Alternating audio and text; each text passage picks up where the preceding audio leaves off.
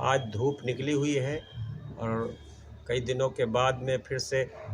धूप निकली है। सुबह यदि बहुत कोहरा होता है, तापमान बहुत गिर जाता है और करीब 12-1 बजे आज रविवार के दिन धूप निकली है। आसमान में सूर्य खिला हुआ है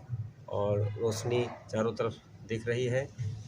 तो ये अब गलन भी होती है, हवा में जो है ठंडी है, तो शीतलहर जारी है और यहाँ लखनऊ में भी शीतलहर है। दोपहर में थोड़ा धूप होती है और ये इसमें हम आज धूप में बैठे हैं और रविवार को पूरा दिन आज घर पर ही बीता हुआ है और यहाँ बैठ कर के हम पढ़ रहे हैं, कुछ अध्ययन करते हैं कि काफ़ी दिनों से हमने देवकीनंदन खत्री जी की उपन्यासों को, चंद्रकांता संतति को पढ़ा और अभी ये हमारे पास 5वां भाग पढ़ रहे हैं और ये हमें बहुत सारी हमारे रुचि रहती है कि हम भी जो है इसी देवकीनंदन खत्री की तरह से या और जो उन्होंने लोग बहुत हमारे साहित्यकार हैं उन्हें लिखे, तो हम भी पुस्तक लिखें। हमारी 2 पुस्तकें प्रकाशित हो चुकी हैं। एक तीसरी पुस्तक प्रेम का सागर भी प्रकाशित नहीं हो पाई है, तो प्रकाशन की व्यवस्था नहीं हो पाती है। एक आम आदमी कैसे एक आम सामान्य लेखक अपनी पुस्तकों प्रकाशित कराए। 2 पुस्तकें हमने प्रकाशित कराई, उसमें पैसा भी गया, ऑनलाइन डिजिटल आजकल जो चलता है उसे कराया, उसमें पैसा गया, उसके बाद में कोई रिटर्न नहीं मिला। तो अब ये थोड़ा भय लगता है कि कहाँ हम पुस्तकें प्रकाशित कराएं, तो एक आम सामान्य लेखक कैसे जो है अपनी अंदर की जो छिपी हुई लेखन कला है उसको कैसे प्रकाशित करें। तो ये एक बहुत बड़ा वो रहता है कि सामान्य लेखक, हम जैसा लेखक जो है तो अंदर के भाव व्यक्त कैसे हो, और इसलिए हमको जो है इसके लिए कोई अवसर नहीं मिल पाया है और ये हमारी इच्छा रही है कि हमेशा हम पुस्तकें लिखते हैं, वो प्रकाशित हों और एक सामान्य लेखक भी अपनी बात संसार के दुनिया को लोगों को बता सके। हमने संघर्ष का रास्ता क्यों चुना, हमने सामाजिक कार्य क्षेत्र को क्यों अपनाया, ये प्रकृति ने ही तय किया। जब मैं ग्रेजुएशन कर रहा था लखनऊ विश्वविद्यालय से, उसी समय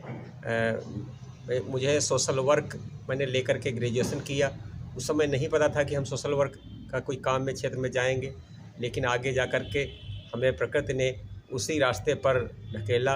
और हम सामाजिक कार्य की तरफ तत्पर हुए। हमारे गुरु सूरज प्रकाश बाबा जी, जो महात्मा गांधी जी, लाल बहादुर शास्त्री, विनोबा भावे ऐसे महापुरुषों के साथ में रहे थे,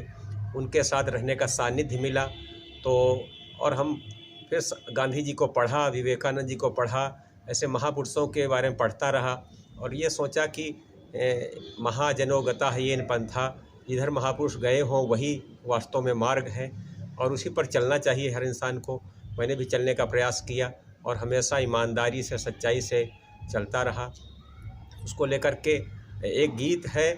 कि संघर्ष के रास्ते पर क्यों चले, तो जयप्रकाश नारायण और जैसे महापुरुष तमाम लोग गए,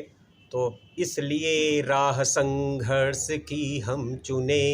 कि जिंदगी आंसुओं से नहाई न हो, शाम सहमी न हो, रात हो ना डरी, भोर की आँख फिर डबडबाई न हो, किसी के पास हो मखमली बिस्तरे और किसी के पास एक चटाई न हो। तो इतनी व्यवस्था है कि किसी के पास मखमली बिस्तर हो, किसी के पास एक चटाई न हो, तो ऐसे लोगों के लिए भी लड़ना चाहिए। जो गांधी जी ने कहा था, उनके सत्य के प्रयोग को हमने पढ़ा, बार बार पढ़ा और उसको करने के लिए तत्पर हुए कि इसको हमें करना चाहिए, तभी पढ़ने का कोई तात्पर्य होगा। आज बहुत सारी ज्ञान की बातें, बहुत